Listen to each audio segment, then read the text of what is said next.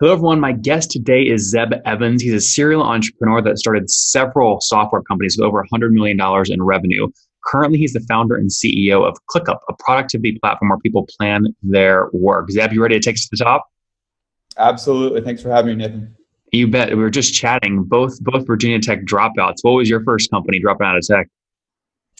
Yeah, so I did a social media firm where we did social media automation and management kind of at the early phases of that in 2009, 2010. Very interesting. Okay, so give us sort of the download on ClickUp, and I won't bury the lead. You guys bootstrapped. I think you launched in 2017. You bootstrapped. You just raised a bunch of money. We'll get into that in a bit, but tell us what the company does first. Yeah, so ClickUp is a productivity platform to put all of your work in one place.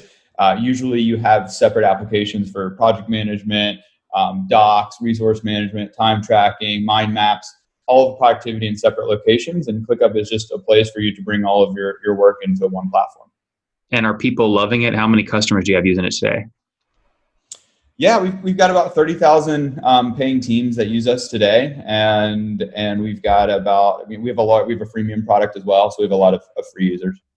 Okay, got it. So freemium, and so you very specifically use sort of the word team. So do you measure customers sort of based off teams or the number of seats inside those teams?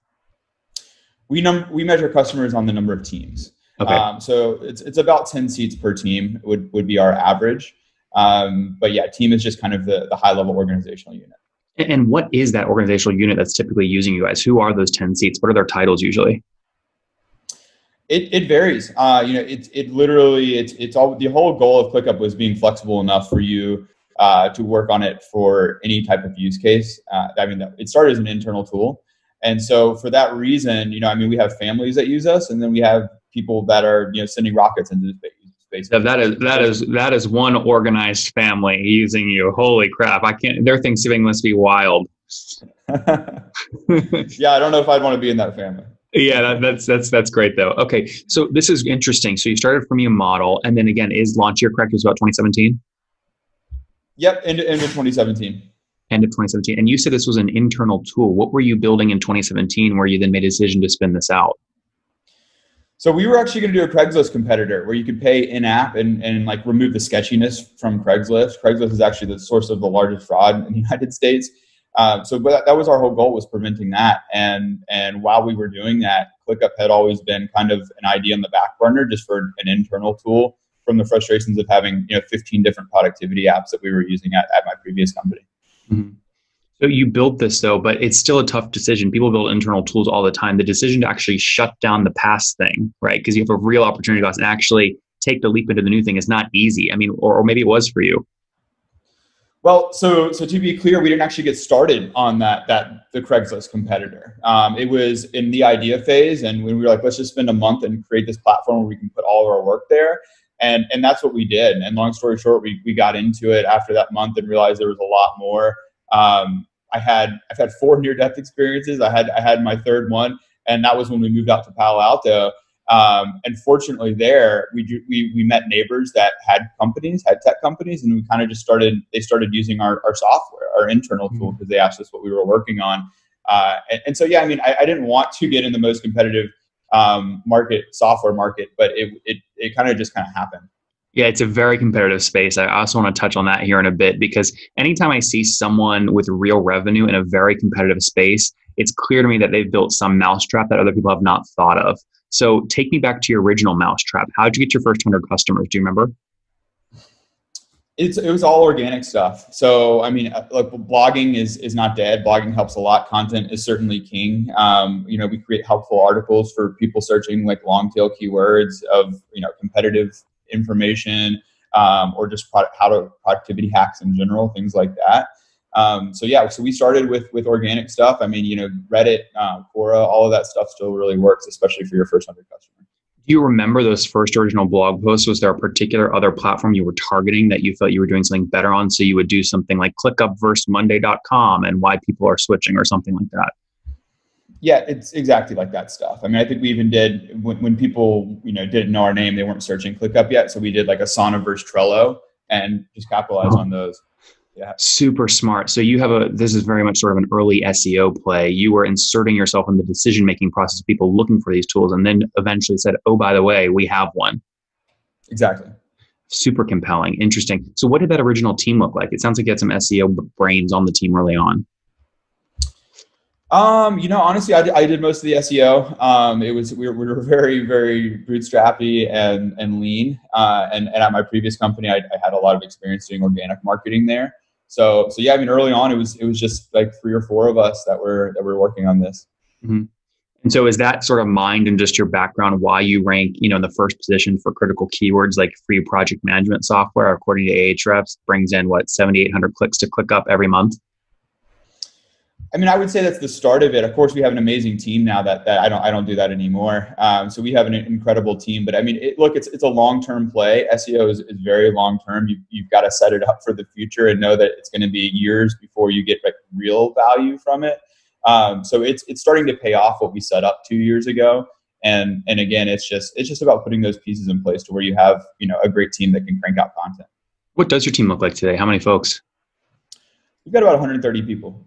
Okay. How many engineers, out of curiosity? 20. 20. Okay. And what do the rest spend most of their time on? Customer service is huge for us. Like probably 40 customer service people. We just started hiring our sales team a few months ago. We've got a decently sized marketing team now. We were all organic until a few months ago, and then we started doing paid acquisition. And so we've started building out that team. And of course, we have the ops team and our product teams, design teams as well, and QA. I want to come back to how you are incentivizing your first couple of sales hires here, because I believe your model is you were freemium and now you're a low ARPU, high volume play. On average, what are customers paying you per month? It's roughly $10 to $15 per seat per month becomes the average. Okay. So I mean, the ARPU is like $150 per user. 150 per user. Sorry. So it's $10 per seat or per year. Got it. So 300,000 customers again, seats across 30,000 logos. Again, those 300,000 customers, it's somewhere between 10 and $15 a seat. You have, so walk me through how you think about the first sales hire. A lot of people would say at this price point, unless you're doing a high volume of demos, you can't make the commission structure work to have and put touch on the sale. No, I mean, I actually was in that camp prior to starting it. I wanted to go very slow and methodically with sales.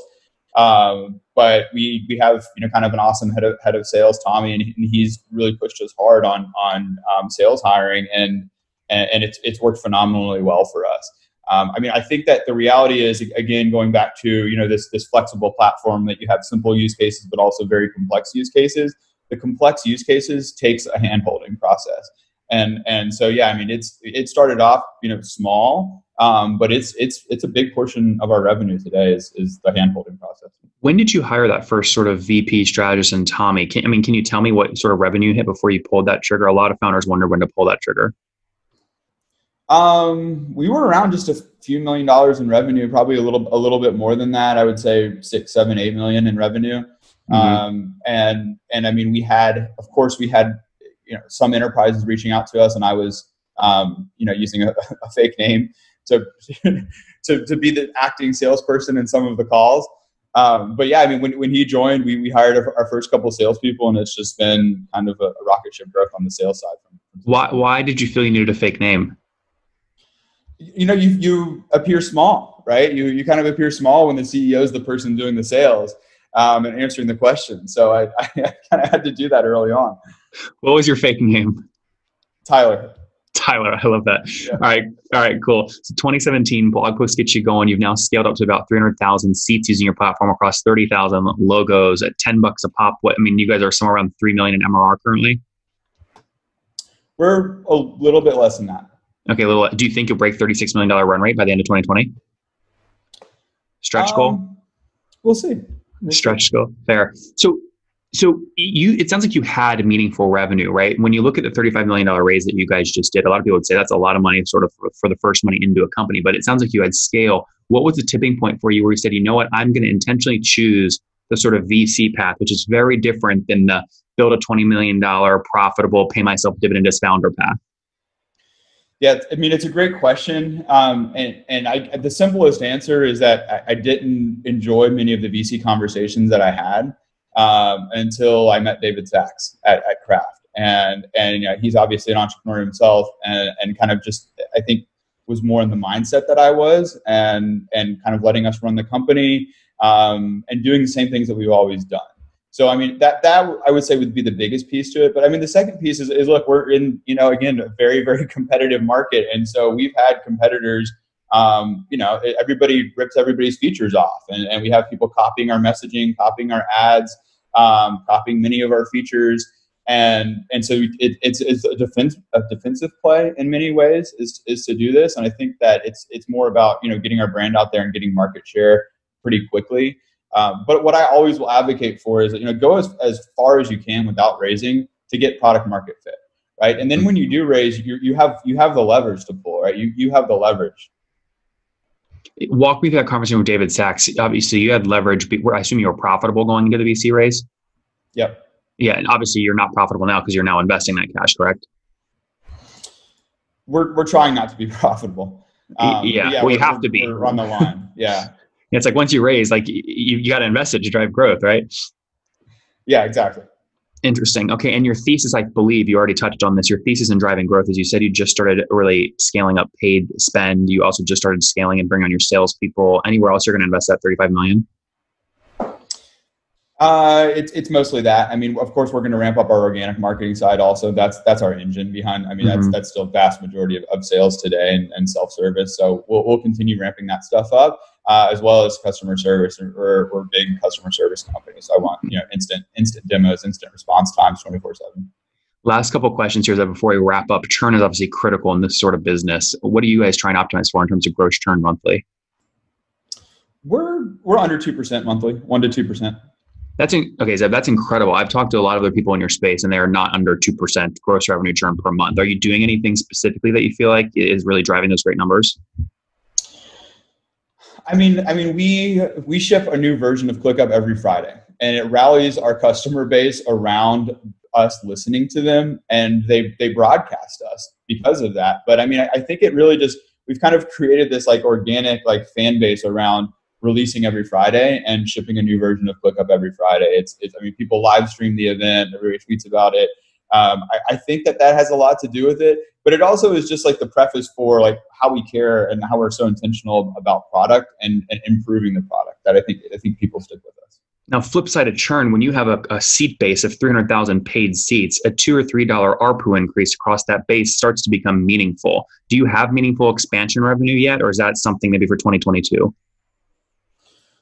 I mean, we do. Our net retention is very high. I think that, it certainly obviously increases as you go up market for retention. I mean, our SMB, I don't have the exact numbers, but our SMB is certainly less than our enterprises.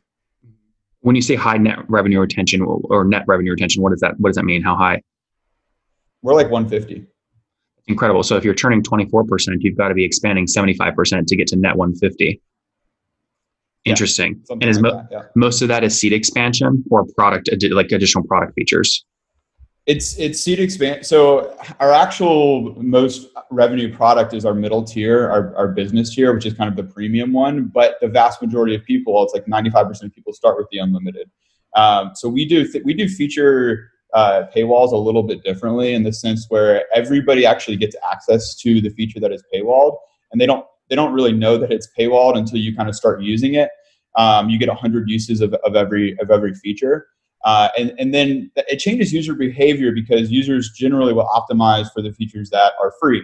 And so if you don't really kind of let them know that they're not free, then they start using them. And I mean, on the flip side of this, it really, our mission is just saving people time, making people more productive. And we strongly believe that lots of these paywalled features do that. And that's why we want to get them in front of users. I can feel folks listening to this episode going right now, but Nathan, you got to ask Zeb, if you don't tell them that it's paid up front and you want to get them addicted first and then throw a paywall up, there's got to be pushback when you throw up the paywall. You've obviously thought through this. I mean, look, there is some at the end of the day, but again, like our value, I think is outweighed on that. And people end up appreciating that they actually started using the feature that they would have not used otherwise. Yep. Fair statement. All right. Last question here on CAC. It sounds like you know the numbers pretty darn well. I mean, if you're bringing on, a new account with 10 seats at $10 a seat, so $100 per month account, what are you willing to spend to get that customer? Yeah, I mean, we're still figuring out all that stuff out right now, and it greatly depends on what channel you're buying from. And we can get customers for as low as like $1,000, paying customers for as low as $1,000. I mean, we're shooting. We want to aim for low thousands. Yep. But honestly, it's, you know, as you know, when you start testing some of this stuff, it gets expensive. It gets a couple $1,000, $3,000. But the reality is our blended CAC, it becomes so low because of organic. You know, about 95% of users are still organic, is that we can kind of spend a little bit more outside of what our lifetime value would be, I think, for most companies. Before we wrap up with the famous five, is there anything you're like, I can't believe Nathan didn't ask about this? This is like the big thing right now. I mean, I know, like, we touched on all of the revenue stuff, and I think that again, that this market is so hot and frothy right now. It's like the right timing market to be in. But I mean, yeah, it's always a competitive differentiation questions that we get. You know, like how are you different from your other products? Mm-hmm. You obviously got a valuation from Saks. Why not take that valuation and go to Monday and say, want to buy us before we scale and try and beat you? I don't really have any interest in doing that. You know, I think I've kind of exited a company in the past, and I feel like this is the one to go public, and kind of create that meaningful, lasting business that's here when I'm gone. Public or bust. You heard it here first from Zeb Evans. Famous five here. Number one, favorite business book. Thanks so much, Nathan. Yeah, my favorite business book. I actually love. It's called The Slight Edge. Everybody at ClickUp reads it every single day or every single time they start. And yeah, it's basically about our core value of progress over perfection, kind of growing 1% every day. Number two, is there a CEO you're following or studying? I love Elon Musk. Number three, favorite online tool besides your own?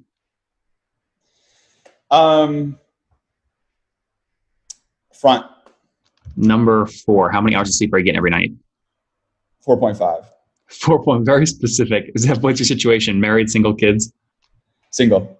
Okay, got it. Nokia's last question. Oh, sorry. And how old are you? 30. 30. Okay, last question. What's something you wish you knew 10 years ago when you were 20? It's a great question. I mean, I think that tech was going to be the hot thing, and that I would have learned coding earlier than I did. Guys, there you have it. ClickUp, flirting with called a $35 million run rate, serving over 30,000 companies across 300,000 paid seats that pay on average $10 to $15 per month. They're driving great growth. They just did their first round, $35 million round, but they had all the leverage. They were profitable, had many millions in revenue. Today, they've got a team of 130 people scaling quick, 20 engineers, scaling up their sales team, marketing team of 40.